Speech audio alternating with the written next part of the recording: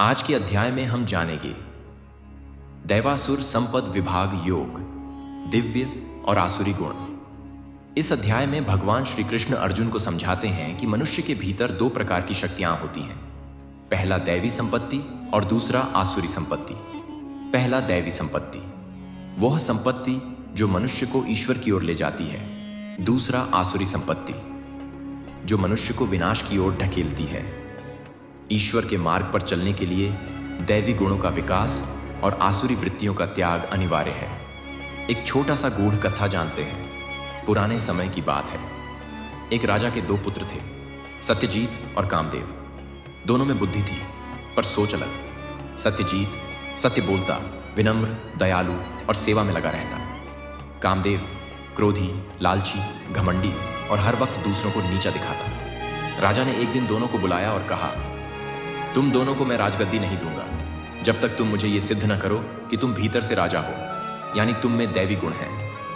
भगवान श्री कृष्ण कहते हैं, हे अर्जुन, जो व्यक्ति निर्भय, आत्मसंयमी, तपस्वी, क्षमाशील, सत्यवादी, करुणामय और अहिंसक है, वह दैवी संपत्ति से युक्त होता है। दैवी गुणों की सूची: अभय, निर्भयता, सत्य, सच्चाई, दम, इंद्रियों का नियंत्रण, क्षमा, माफ करना, श्रद्धा, आस्था, दया, करुणा, अलोभ, लोभ का अभाव, अहिंसा, हिंसा से परहेज, विनय, विनम्रता, ध्यानशीलता।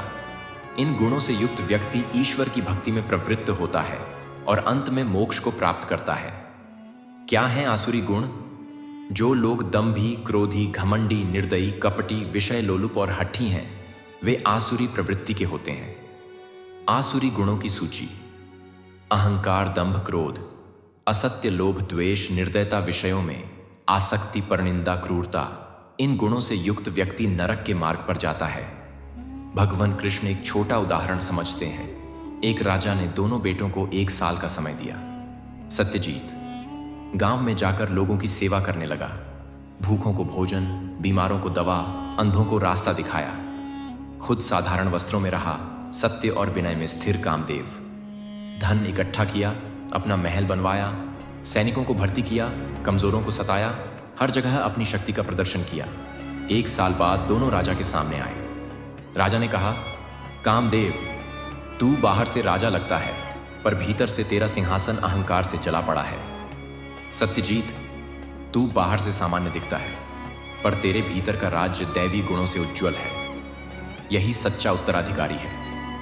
हे अर्जुन, तुम जन्म से ही दैवी संपत्ति के अधिकारी हो। तुम युद्ध करो धर्म की रक्षा के लिए, भय या मोह से नहीं। जीवन में अंतर कैसे समझें? सोच, शांति, सेवा, भक्ति, अहंकार, हिंसा, लालच, व्यवहार, माफ करना, संयम, बदला, ताना, अत्याचार, परिणाम, आत्मिक उन्नति, मोक्ष, पतन, बंधन, दुहक, अंतिम संदेश।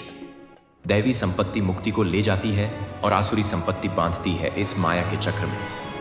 इसलिए हे मानव, तू सदा दैवी गुणों का विकास कर, क्योंकि यही तेरा सच्चा स्वरूप है।